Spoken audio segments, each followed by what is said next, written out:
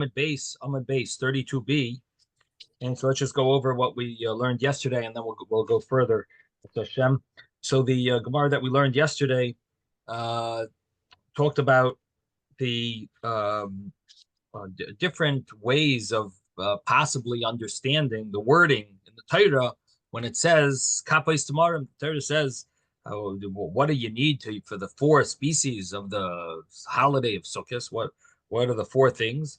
So one of them is a kapos tomorrow, which is a little vague. It's a little unclear what the meaning of that is. Some type of a branch from the tamar. That we know it says the tamarim of a date palm, but we don't know exactly what the kapos is referring to. Because there's many different stages of kapos. There's the kapos that could be young, could be old, could be in the middle, could be that it has grapes, it has dates on it, and so that's what the Gemara could be. The date palm, it could be the trunk of the tree. So there were different ways of potential meanings of it. The Gemara had to figure out which one is the correct meaning. And the Gemara started off. This was a discussion of. Rabbi, could you mute everybody? There's some background noise that's interfering with us hearing. Sorry. Okay, sure.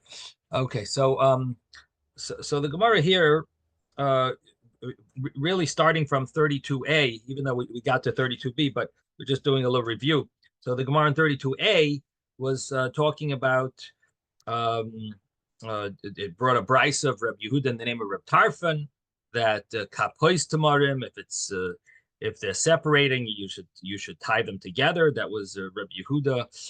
That's connected really to the Mishnah. The Mishnah had said that Reb Yehuda says nifredu olav is kosher, and Reb Yehuda said you should tie them. So the Gemara brought a brisa that he learned it from the pasuk, because the pasuk says kapos. So kapos, he learns that kapos could means, in addition to meaning like a frond, it also means to bind. So the Rebbe Yehuda understands it to mean that if it is a little split, you gotta bind it together. That's where does he get his halacha? Where does he get that law from? From the word kapos, from the word of how the Torah explains it. Now Ravina told Rav Ashi. Rabbi. Yes. I had a question. We're talking about dairy, lulav, dairy. Yeah. What about it, dairy, lulav? Is Derry the name of a rabbi, or is it the name of a place? It's the name of a company. Oh, okay. It probably is based on the name of the owner. His last name is probably Derry, but he calls his company Derry Lulavim. And he makes sure that he individually wraps his lulavim, and they're considered to be a higher quality, better chance of having a good one. Okay, so the Gemara had said that Ravina told Rav Ashi, how do you know that what we're doing is the correct thing? That it means a lulav. Maybe the words in the Torah doesn't say lulav; it says kapos tomorrow. Maybe those words mean charusa, like an older branch, a branch that's more advanced in its stage where it hardens and the leaves harden. And the Gemara says no, because kapos, it has to be bound. You have to bind it. This you can't bind. And I'm not exactly sure. If you think about the fronds that we use here in Florida, so they are quite they do get quite hard, especially the spine, and the branches out. At the beginning part of it is quite hard. As the leaves extend, they're very soft. You could tie them. But my understanding is that when the Gemara is asking we should use that, charusa, that would probably be what we're referring to with charusa. So the Gemara's answer is that no, it needs to be bound. But and the Gemara says you can't. But the leaves that extend from that branch, I mean, seemingly they are easily they are flexible. However, what I think it means is that when the beginning of that, as it begins to jut out, those leaves in the fronds, the beginning part is not flexible. The leaves itself is flexible.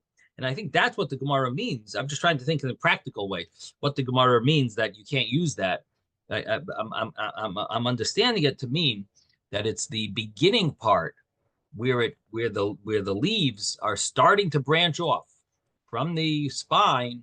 That's where you cannot bend those. You can't attach them. You can't bind them to be straight up with the spine. They're jutting out. They're solid. They're very hard. I don't know if that's the way you all understood that. That's what it seems to me as the Gemara's answer. It's not saying the leaves you can't tie, because you could really tie the leaves, but there's going to be a part of it that's going to jut out that you won't be able to tie. It's just too hard. So that's with charusa. Then the Gemara says maybe ufta, or ufsa. Ufsa is like the trunk, a piece of the trunk, a chunk, a block of the date palm wood. And on that, the Gemara says the fact that it uses the word kafus, which means bound, means you need to be possible to bind it. And that there's nothing to. It's already it's one piece. There's nothing to bind. It's kafus v'yoymed l'yoylam. There's no binding. So that it can't mean such a thing. So then the Gemara says maybe it's kufra. And kufra is where it's really young. And on that, the Gemara says it can't be that because it's very sharp. There's going to be prickly areas of it. And Hashem's ways are dracha darchinoyam, b'chol nesivoseh shalom. All of Hashem's ways are peace and pleasantness. And Hashem, wouldn't have commanded us to choose that. And as I mentioned yesterday, unless Hashem said it clearly that he wants us to use that, then we would say, okay, that's what we have to do. But if it's vague, if we're just guessing what is this referring to, we would say that it's not going to refer to such a thing that's dangerous and painful and so on. So then the Gemara says, so maybe it means tarti kape de tamri, kapes tamarim. Maybe kapes tamarim means two like cluster branches that have dates on them, two branches that have clusters of grapes, and maybe that's what it means. So the Gemara says, nope, it's missing a vav. It's kapas. So it's only it wouldn't mean that. The Gemara says, well, maybe it means one. Kapas. So if it's one, so maybe one branch that has grapes, that has dates on it, and on that the Gemara says one would be called kaf and not kapas or kapois. So therefore, the Gemara says it must be that we're referring to the lulav. Now, it could be that the Gemara doesn't really mean these questions in a practical way, because probably we follow the tradition which we have inherited all the way back from Moses at Sinai. So we know what it really is. And probably the Gemara's trying to see, is there any hint to our tradition that it has to mean this? Meaning, we know what the halacha is. It's supposed to use a lulav. The Gemara's discussion here is more in a more of a theoretical question of, is this clear from the psukim that this is what it means? But it's not necessarily asking in a practical way, should we switch to some other option because the psukim don't seem to are not clear, aren't clear. Maybe they mean something else. I don't believe that that's the meaning of the Gemara. I believe the meaning of the Gemara is that we have a tradition all the way back to Moses. We know what the lulav is. We're just wondering from the words in the Torah, kapes tamarim, how do we come to that? How do you see that in the psukim? And on that, the Gemara says it's by process of elimination that it can't mean this, it can't mean that, it can't mean the third thing. It must be the actual the lulav that we use. Okay, and then the Gemara said about Sinai Har HaBarzel. Sinai Har HaBarzel, that was a question of what exactly it is, and the Gemara explains that the Abaye comes and qualifies it. He says, it's a case where there's very minimal leaves, and the Mishnah's law that it's kosher is specifically talking about a certain case. It's where the leaves, very minimal leaves, but at least the bottom of or the top, I should say, the top of the bottom leaf does reach the area where the next leaf comes out from. So it's talking about a lulav that has minimal leaves, and each leaf is going to at least reach the leaf above it. Well, the way our lulavim are, you get one leaf that the bottom leaf covers maybe 7 other lulav leaves, our lulav. But the Tzine Hara Barzel had very minimal leaves, minimum amount of leaves. And so one leaf, the Mishnah said is kosher, the Tzine Hara Barzel. So the Rabbi explains it means that the bottom leaf, at least it reaches the next leaf above it. There's no gap. There's no gap of space with no leaf at all.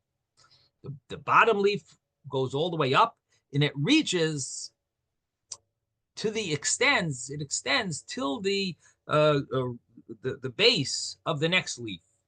If there's an area of empty space in between the bottom leaf and the next leaf up, where there's no leaf at all covering the spine, then it would actually be invalid.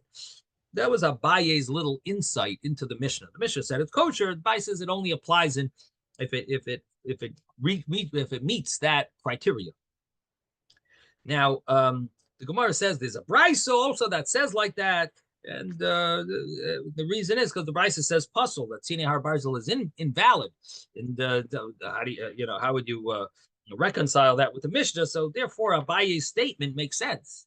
And the Gemara says that there's those that they have a slightly different version of this, where the Abaye himself came to answer the contradiction between the Brisa and the Mishnah. The Mishnah says kosher, Tzine Har Barzel. Brisa says it's not kosher. Abaye comes to answer that and says one is talking about one type of case, the other is talking about a different case, where the bottom leaves reach the top, one the bottom leaves don't reach the top. Then the Gemara had this interesting paragraph here about the where's the entrance of Gehenna? Where does the that the Tzine Hara Barza, that these leaves that the Gemara is the Gemara is mentioning that there are some lulavs that have these leaves. Where are these leaves found? These leaves are found somewhere right outside of Yerushalayim, and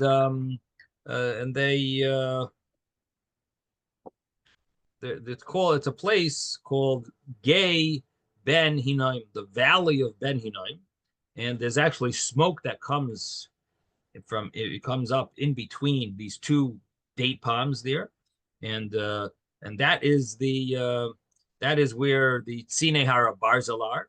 It's called the palms of Har HaBarzel, the mountain of iron. We mentioned yesterday that somehow Har HaBarzel is connected to the Yetzer Hara. It's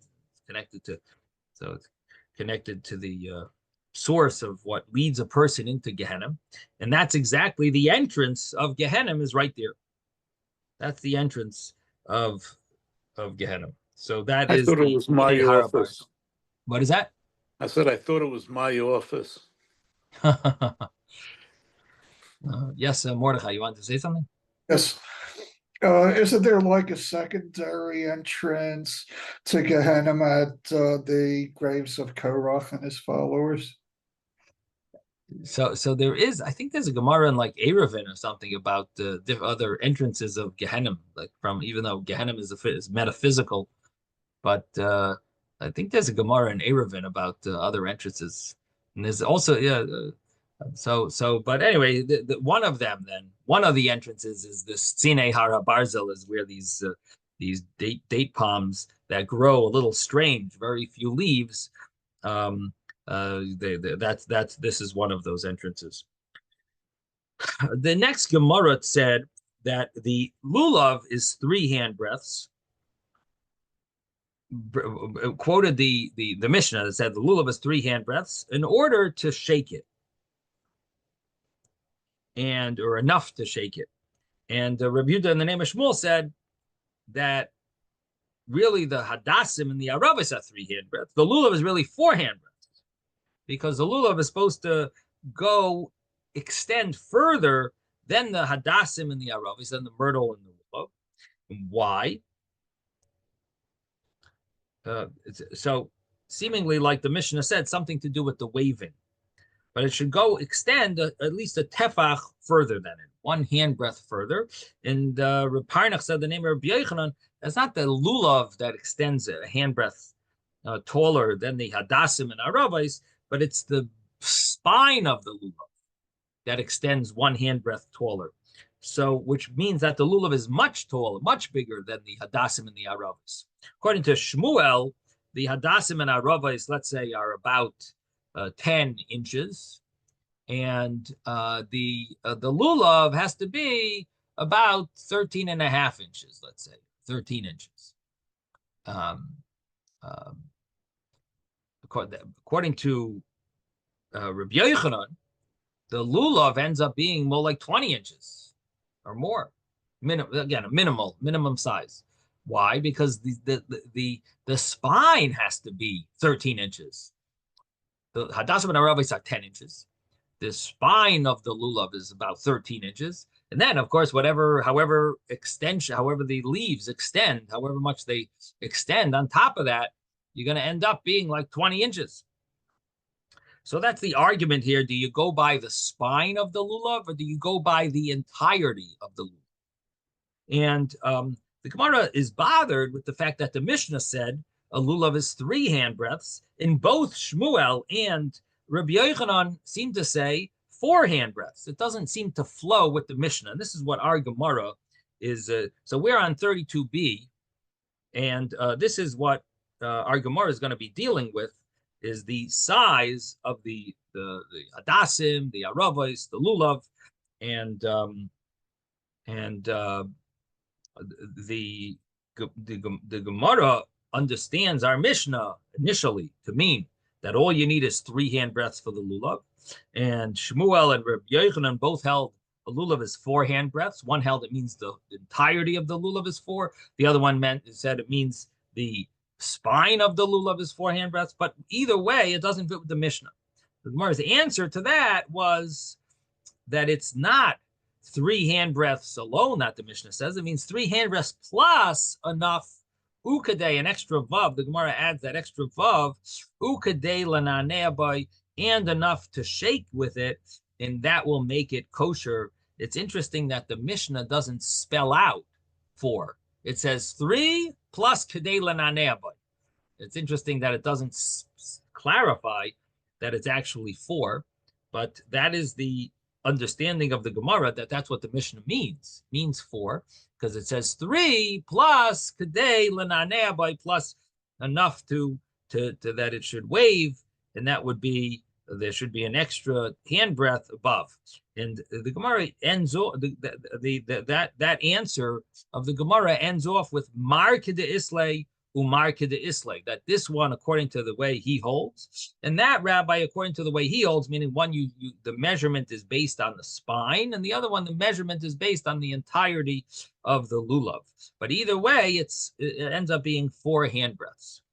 Now the Gemara says Tashma, and just remembering where we got up to. Let's just start with that Tashma. I'm not sure if we did it yesterday. Tashma, we're going to start in the Gemara on 32b. It's Tashma Shir Hadas. Yeah, actually, I think we did it, but it's okay. We'll do it again. Tashma. What line is this?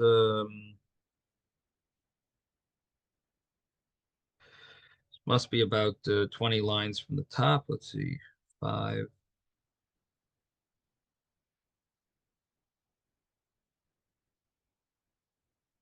Maybe about 17 lines from the top.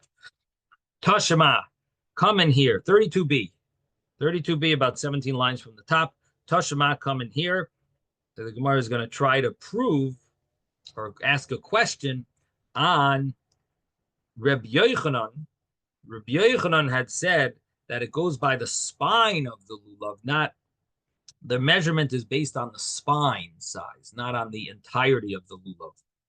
And the Gemara is going to try to ask a question on it. Tashma coming here, Shir Hadas Va'arava Shloisha, the lulav arba, the measurement, the Brisa says, measurement of the hadas, the myrtle, in the arava, the willow, is 3 handbreadths. Again, 3 handbreadths is somewhere between around 9.5, just even it out to 10 inches. So it's 3 handbreadths, which comes out to be approximately 10 inches. And the Brisa continues, Velulav arba, in the size of the, one second, did I say it right? Yeah. Velulav arba, and the size of the lulav is 4 handbreadths. So it's either 3 handbreadths for the hadassim and aravos, and the lulav is 4 handbreadths. So the Gemara says, my lav, bahadi olin, doesn't that imply like it's talking about the entirety of the lulav, the entirety of the hadassim and aravos, and the entirety of the lulav? And the Gemara says, loy, no, levad me'olin, besides for the leaves. So it's specifically, it's talking about the spine.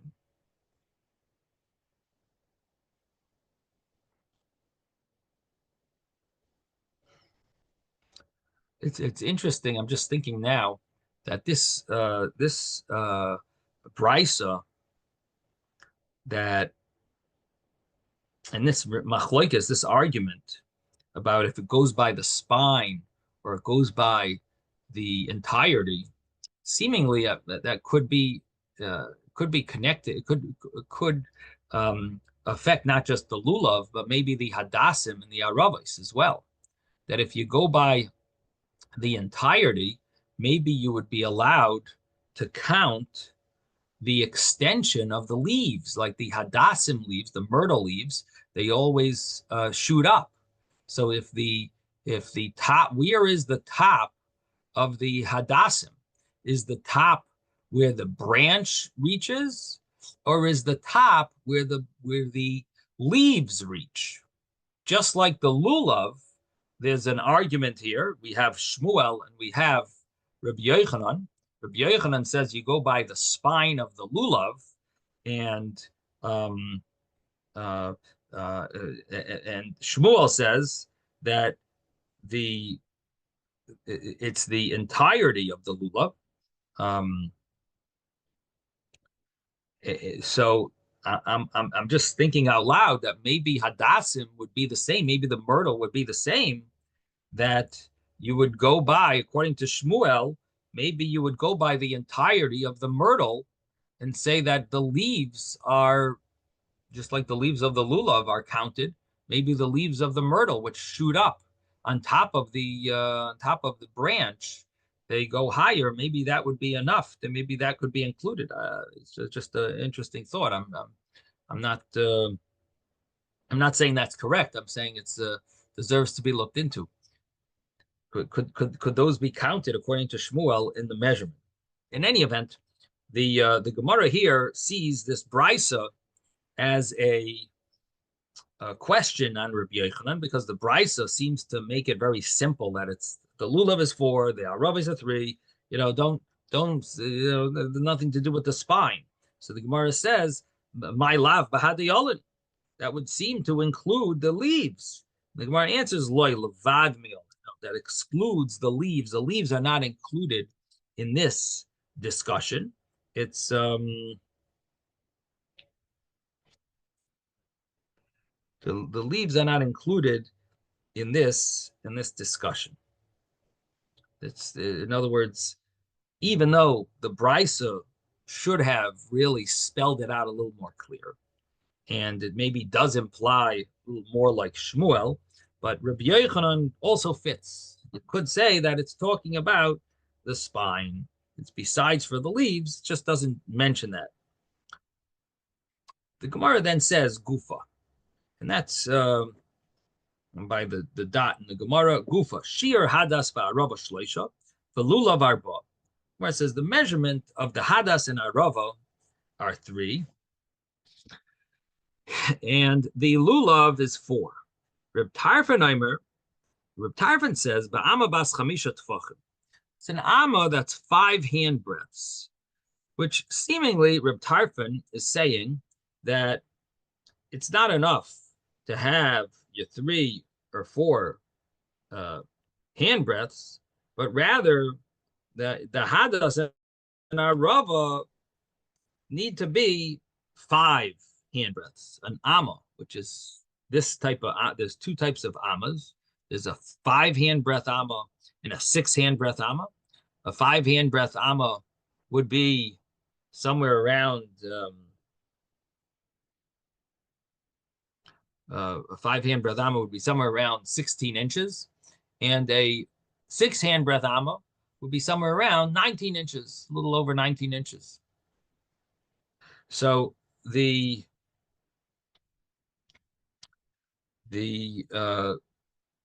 Gemara brings Reb Tarfon, I should say this brisa mentioned. This is the brisa that was just mentioned. It brings now the brisa with the second opinion, Reb Tarfon. Reb Tarfon says an amma bas chamisha tefachim, that the Gemara understands it to mean that he holds that the hadassim and aravos need to have an amma. They need to have 5 handbreadths. That means they need to be much bigger than the official understanding that we're used to. We're used to hadassim and aravos that are 3 handbreadths, and that was the accepted view. Reb Tarfon comes along and he says, no, it needs to be 5 handbreadths, the size of an amma, not the size of the regular amma, the size of the smaller amma. There's 2 ammas sizes. So Reb Tarfon says it's the size of an amma. So Amar Rava says, Shara le'mare, let his master forgive him, because there's such a to put such a burden on the Jewish people. Shara le'mare le Reb Tarfon, let his master forgive Reb Tarfon. Hashta avay shloisha loy mashkechina. Now to find hadassim that are 3 handbreadths is very hard. We don't find. It's hard to find the 3 handbreadths. Bas chamisha miboy, to find a 5 handbreadth hadassim would be almost impossible. It's hard to find even 3. You think 5? You think we could find 5? You're wondering about 5. Bas chamisha miboy. Is it a wonder about 5? And 5 would be totally impossible. How could you burden us to obligate us to find 5 tefach, 5 handbreadth hadassim? That would be so big. It's almost impossible to find. So the Gemara is going to try to give different interpretations of what Reb Tarfon says. So the Gemara says as follows. Ki also Rav Dimi, when Rav Dimi came from Eretz Yisrael to Babylon, Omar, he said that the meaning of Reb Tarfon is as follows. Amma bas shisha tefachim, an amma that's really 6 handbreadths, divided into 5. Amma bas shisha tefachim, Asay Yoisa Bas Chamisha, make it into 5, which basically means that each tefach now is going to be a little bigger than a tefach, because normally an amma is, let's say, just for it's a tefach. Let's just say it's 18 inches, even though it's not. It's a little more, but let's say 18 inches. So now you've divided 18 into 6. It's 6 handbreadths is an amma. So each handbreadth was 3 inches. It's a little more than that, but we're just saying 3. So you got a 6 handbreadth amma. What are you going to do now? You're going to divide it into 5. If you divide if you're going to divide 18 inches into 5, if you divide it into 6, you'll get 3 inches each amma. You're going to divide it into 5, 18 into 5, you're going to get 3 plus a remainder. It's going to be bigger than 3. It's not going to be that much bigger. So it's not like making a halacha. You need to find the 5 handbreadth hadassim myrtles. That we're not saying. No, your initial understanding that you're going to need to have 5 handbreadth myrtles. No, that's not the correct understanding. Reb Tarfon didn't expect you to do that. It'd be impossible to find. You can't find 3. You're going to find 5. 5 handbreadth myrtles. So that he's not asking you to do. But what he is saying is that it's a little above 3. 3 is not exact, is not correct. The 3, the 3-inch tefachim, it's a little bigger. So here it's you take an amma that's 6 handbreadths, divide it into 5. Seimehem shloisha lahadas. 3 are going to be used for the hadas. V'yashar lelulav. In the extra,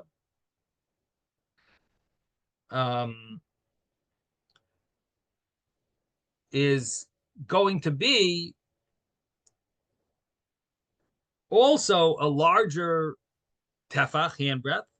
That is going to be for, in other words, the 4th handbreadth that it needs to be will be also larger than the regular handbreadth. So again, the point is that it would be better if I did this a little more exact, I guess. And so if you have really, let's say a tefach is 3.15 inches times 3 equals 9.45. So it's about 9.5 inches is the measure for hadassim and arois, 9.5 inches. According to this calculation, an amma is 3.15 times 6 equals 18.9 inches is a amma. According to this, we're dividing that into 5, and that equals 3.78. So what we're coming out with is that a handbreadth, instead of being 3.15 inches, it's 3.78 inches. Now there must be an easier way to do this. If you have it's an extra like 1/5, let's say 3 1/5. So if you have 5 handbreadths of 3 1/5, right? 3. Yeah, that should work. 3.2. 3 1/5, right? Is 3.2. 3.2 times 5 equals 16.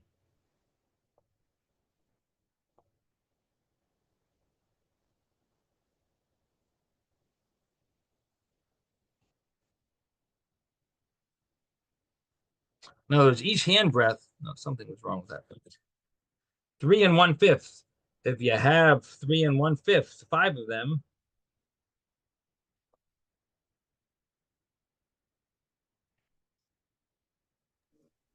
I'm sorry, 1 1/5. Make it like that. 1 1/5. Each handbreadth is 1 1/5. That would make sense.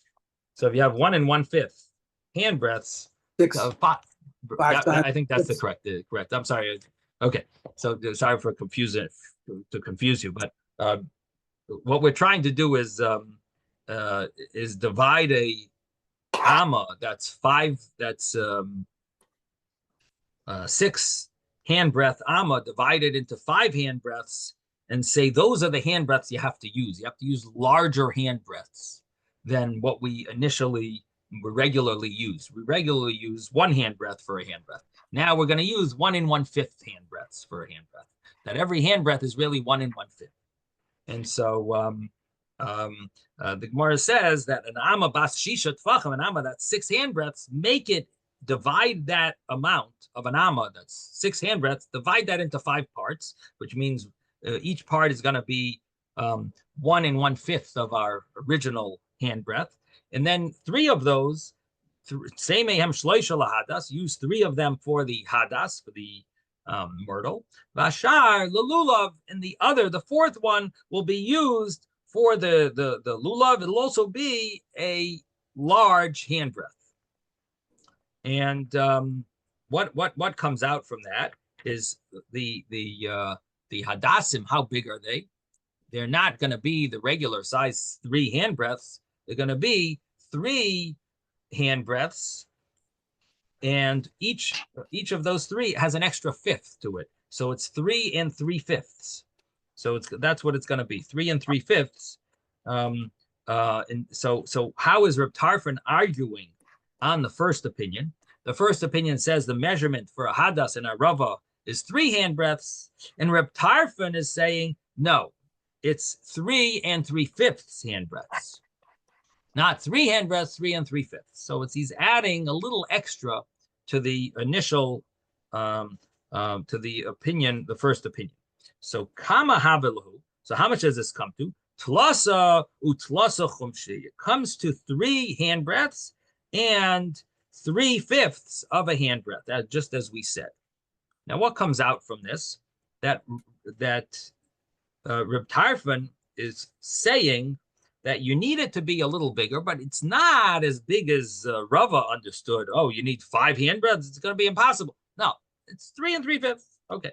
Then the Gemara says, but kasha de Shmuel ad Shmuel, but still, this is going to be a contradiction from Shmuel onto Shmuel's statement, because on Shmuel's other statement, Hacha Amar Rabbi Yehuda Amar Shmuel Shir Hadas Va'arava Shleisha.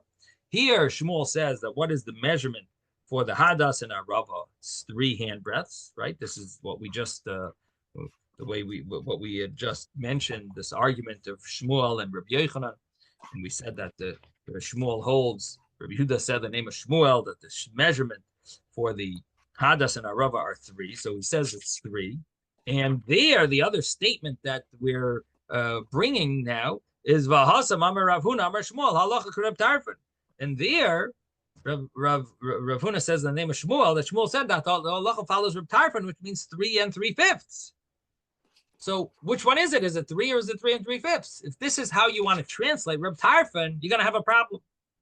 Because Shmuel said 3, and then he says the halacha follows Reb Tarfon. And Reb Tarfon says 3 3/5. And that's the size of the myrtle. It needs to be for the lulav, or the aravis, so the willows. So the Gemara's answer is, like duck. 3 3/5 and 3. When he said 3, he meant 3 3/5. He's not going to say every little, decimal and a fraction of a thing. When you buy gas, you have a 0.9. You have an extra fraction. When you're talking about, he's not going to say it. This is, it wasn't so exact when he said it.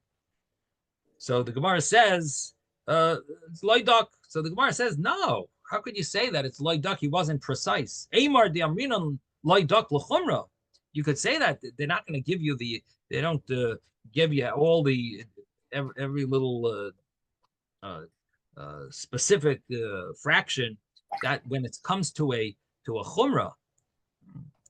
In other words, they'll round it off in a way that maybe is a little more, but not a little less. As if the Torah is telling you a halacha that you need something to be this and this size, it's not going to tell you a lesser size because it's rounding it off. If you need to have a lulav, or let's pick hadassim, because that's what we're talking about. You need to have hadassim that are 3 3/5 of handbreadths. It's not going to tell you, hadassim, shulchan aruch, hadassim needs to be 3. Round it off 3. I rounded it off for you to 3. The shulchan aruch needs to tell you what the halach is. If rounded off to 4 is not a problem. Shulchan Aruch said it's 4. Okay, fine. It said 4 because at least in 4 you have 3 3/5, and it wasn't gonna didn't spell it out exactly 3 3/5. It just said make sure your hadassim are 4 handbreadths. Okay, that I could understand, but it's not going to do it. Even that is a little surprising because it's a Shulchan Aruch. It should tell you more precisely, but at least it tells you it rounds it off. It's not going to mess you up. This is going to mess you over. It's going to make you not fulfill the mitzvah. If it says 3, it's supposed to be 3 3/5.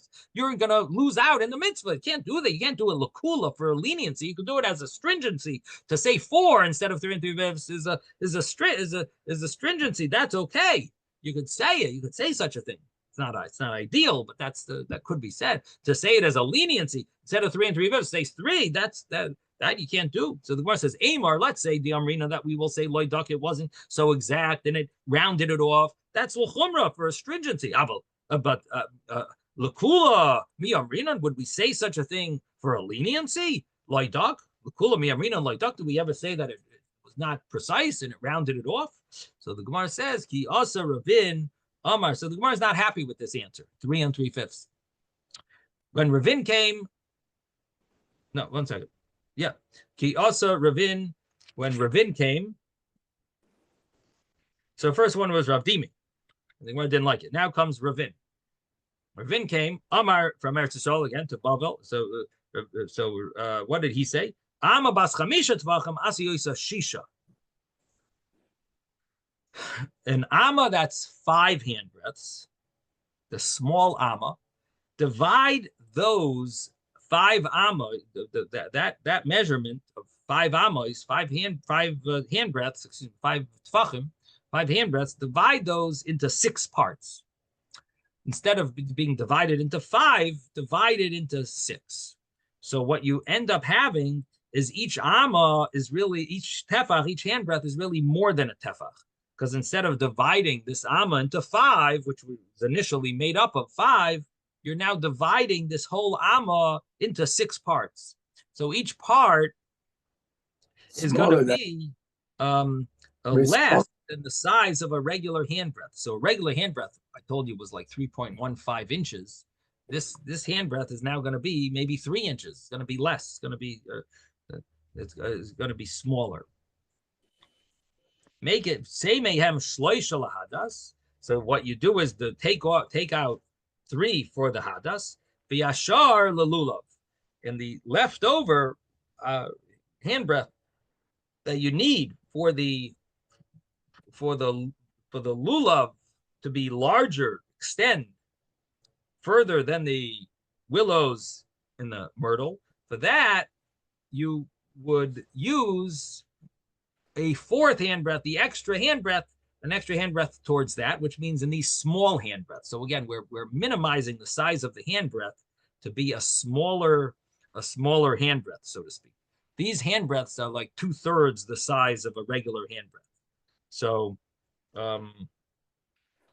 so what comes out? So kama havalahu treyu palgo.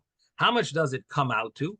3 handbreadths are not really 3 handbreadths. It's really 2.5 handbreadths. Treyu palgo, it's 2.5. Because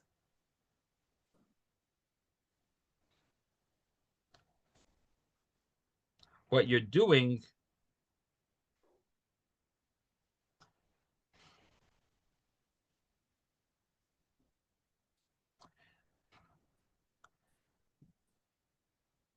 what you're really doing is dividing the 5 handbreadth amma into 6 parts. So you're dividing it in half to make 3 and 3. So every amma are really combination of these three handbreadths. Because really it's a 5 handbreadth amma, but you're dividing it into 6. So you got 3 handbreadths on each side, so to speak. So that means that it's 2.5 handbreadths, because ultimately it's really 5 handbreadths altogether. And so each side of it would be 2.5 handbreadths. So 3 handbreadths that we're using is really only 2.5 real 2.5 commonly used handbreadths. So what happens is that when Reb Tarfon says that all you need is the amma that you use, an amma, what was this term? Ba'ama bas chamisha tfachim, a cubit the size of 5 handbreadths. That's what you measure with, and you divide that into 6, and then you use those handbreadths, which really is less. It's 2/3 of a handbreadth, because 2/3 times 3. 5/6. On what? 5/6. Yeah, but I'm saying if you have 2/3, which would be 0.66 Yeah. times 3 Yeah. equals, does that make sense? Almost 2. Almost 2. 1 second, does that make sense? 2/3 of a, no, 2/3 of a handbreadth. It's more. Yeah, it would be 0.66. That's 2/3, but this is 5/6. Uh-huh. I got to do my math. But okay. The what comes out is it's 2.5 handbreadths. That's what we see. And Reb Tarfon is basically saying you don't need 3 handbreadths. You could have it a half a handbreadth less, shorter. So this, first of all, makes sense because it's so hard to find 3. As Rava told us, it's very hard to find 3 handbreadth size hadassim and aravis. It's hard to find that. So 2.5 is going to be a lot easier. So that's number one. And additionally, Reb Tarfon is telling us that you got to use these that it's kosher to have hadassim and aravos 2.5 handbreadths, not 3. It's not so surprising that Shmuel paskin like Reb Tarfon, and he says the halacha follows that your hadassim don't have to be 3 full handbreadths. The 2.5 handbreadths is good because it's called 3 handbreadths. If you calculate handbreadths a little differently, you can call it 3 handbreadths. So 2.5 is really kosher. 2.5 is good. But so why does Shmuel say you need 3? Need 3? He was just rounding it off. Rounding it off is not a problem because he's rounding it off, saying 3 when you really need 2.5. Instead of saying 2.5, he rounded it off. He did it at least in a way that you're not going to end up transgressing because you're going to maybe get a bigger hadassim and aravis. At least you won't transgress. So the Gemara says, "Kama havalu trei palga." How much does this all equal? So it comes out to 2.5. So safe kasha de Shmuel ad Shmuel. In the end, it ends up being a question on Shmuel because one place it says 2.5. He paskins like Reb Tarfon, which ends up being 2.5 handbreadths. In the other place, he says that it's 3. He gives a psak that it's 3 handbreadths for the hadassim and aravis. So the Gemara's answer is loidak. He wasn't so precise. V'hainu l'chumra. And the Gemara says in this way, when he says 3, he wasn't so precise. This is a case where he was not so precise, and it ends up being more of a stringency rather than a leniency. The Amar Rav Huna, Amar Shmuel Lachim Reb Tarfon, because really the halacha follows Reb Tarfon that really 2.5 handbreadths, 2.5 typical handbreadths are what are considered kosher. And the fact that he mentioned 3 handbreadths, that was more that he just rounded it off and it's not a problem. He rounded it off. So that's the Gemara's understanding of Reb Tarfon, that you really don't need 3 full handbreadths. You really can get away with 2.5 handbreadths. That's the conclusion of the Gemara. Okay, now comes the next Mishnah.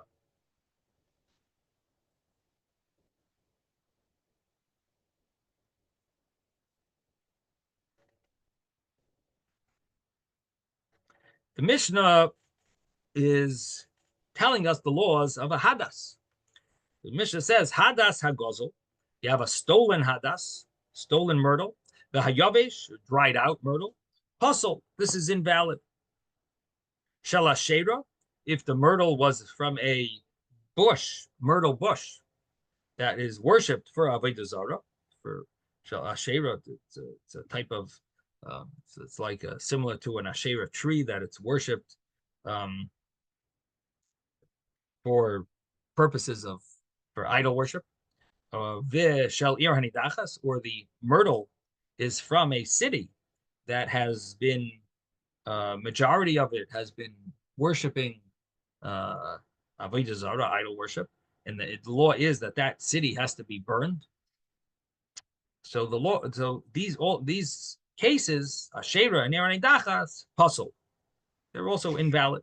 So we got the stolen, the dried out are invalid. The avodah zarah issues are invalid. And niktam roishai. Now, what happens if the top of the hadassim has been snipped, been clipped off? And the good thing about the hadassim is that the leaves extend above the hadas, the leaves extend above the stem. So, but the Mishnah says that the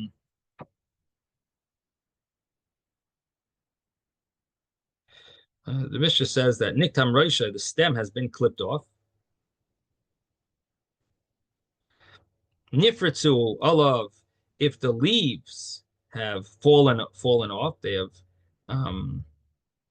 so you see the stem of the you see the branch of the hadassim of the myrtle. Or the little fruits, little grapes, it calls it, anavav, are large more than the leaves, then it is puzzle, it is invalid. Sometimes the hadassim grow some type of a little berry or something on it. And if you have more than the amount of leaves, that makes it invalid. Vimiaton, if you remove those grapes, that it's majority leaves and only a small amount of these little grapes, some type of fruit similar to a grape, Rashi says. It's a small little like berry maybe. So if you remove them, kosher. Ve'ein mamatin b'yom tov, and you are not allowed to remove them on Yom Tov. And the reason why can't you remove them on Yom Tov? You're basically fixing it. You're fixing it for Yom Tov. You're doing an act of fixing, and it's a problem.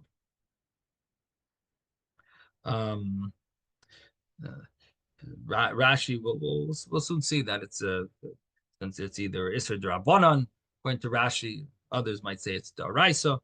Okay, so the Gemara says, Tanu Rabbanan, the rabbis taught in a brisa. On off eights avos. So it says in the Torah, what is the pasuk? The pasuk says, pre-eitz hadar, this the esrog, kapos tamarim is the look, anaf eitz avos, and this branch of the eitz of the tree. Avos, the braided tree, the plaited tree. So the Gemara says, "Anaf eitz avos, she'anaf of chayfen es eitzai." That it means you're supposed to take this branch, this tree, that the branch covers the tree, meaning the leaves cover the stem. That's enough of chayfen es eitzai, means that the leaves are going to cover the stem. Ve'zehu haviyomer zeh hadas. Which one is that? This is a hadas. So it says ve'ema zesa, maybe it means an olive tree. And anaf eitz avos, the olive tree have long leaves, and they cover the they cover the branches. And the Gemara says be'inan avos. We need to have it that the some type of a chain-like type of a tree, the branch. They should be leaning on each other, and that doesn't. They're riding on each other, so that's what it means. Be'inan avos. We need it to be that way, like a chain, and just like a chain, that one is on top of the other. So veleka, and we don't have that by the olive tree. They don't look like a chain type of thing where one is on top of the other. So the Gemara says ve'ema dulva. Maybe it means that it's the chestnut. Maybe it's like the chestnut. I mean, I guess the chestnut is more of a it looks somewhat like a chain. So the Gemara says, "Being an enough of chayfen es eitzai." We need, in addition to the chain, it also needs that they should be the leaves. They are very bunched up together, and they cover the stem. That the stem is covered over, and therefore it can't mean that chestnut. So veleka, and you don't have that by a chestnut. There's a much more separation between the leaves there by a chestnut. When it says ve'ema hirduf, maybe it means hirduf. And what's hirduf? Hirduf is this type of a tree that grows by the shore, and has some type of flowers like roses, and the leaves, they do grow one on top of the other like a chain, and the leaves cover over they do cover over the stem. So maybe that's what it means. Amra Abaye says nope, it can't mean that. And the reason is that the leaves edges are sharp, and if the leaves edges are sharp, the Hashem wouldn't have commanded us to take that. Hashem's ways are ways of peace, which we saw a little earlier. Hashem's ways of peace, just like with the lulav, we said it can't mean the young shoots of the lulav, of the date palm. So Baya says that it also can't mean the hirduf tree, because it's the edges are sharp, and person will get wounded by using it. Teves actually has another shot here that it's considered Teves Teves brings a pshat that the problem with hirduf is that if an animal eats it, it's poisonous. So that's why the Torah wouldn't have obligated a person to have it, because it's dangerous for animals. So yeah, it would be a danger, I guess, especially in the olden days when people they raised different animals, farms, and so on. So having farms, they had animals, and so it would be dangerous to have such a thing around, and therefore that's the problem with hirduf. Again, Rashi here learns that the problem with hirduf is the sharpness, and has some type of thorns on it, would cause a person a little wound. Okay, now Rava Amar Meihacha, Rava says from that you learn it from another pasuk, that it says emes v'ashalom ehavu, that emes v'ashalom, that the emes, what does this mean? That the emes and shalom, sharp leaves are antithetical to peace. Antithetical. Okay. It's not shalom. If you're cutting your fingers, it's not perfect shalom. Right. And they have it. I mean, here he's combining both in the translation. MS so he goes says, both. Poisonous MS and shalom, plants both that pierce the skin are not shalom. Right. And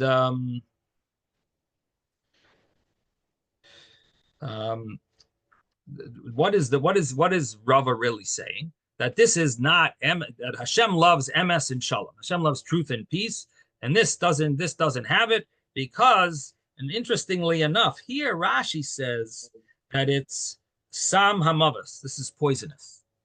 So Rashi doesn't say poisonous on the previous claim of Drachad Archinayim, but he says it here when it comes to this, it's poisonous. So Teves is a little bothered with Rashi. He says, why does he have to say a different reason? One of them he says because it's going to cause you a wound. The other one he says because it's poisonous. And Teves says both of them should seemingly be applicable. And so in any event, this is the reason why it can't be hirduf. Abaye's reason is because Hashem's ways are pleasant, and Rava's reason is because Hashem loves emes, truth, and peace, and this would not be included in that because it's sam hamaves. It's loy emes v'loy shalom. This is not truth. This is not peace, because it's used for poison. And so in any event, that's how we know that it means, so by process of elimination, it means a hadas, it means a myrtle. Okay, we're going to stop here. Zai gesund, everyone. Thank you, Rebbe. Thank you all.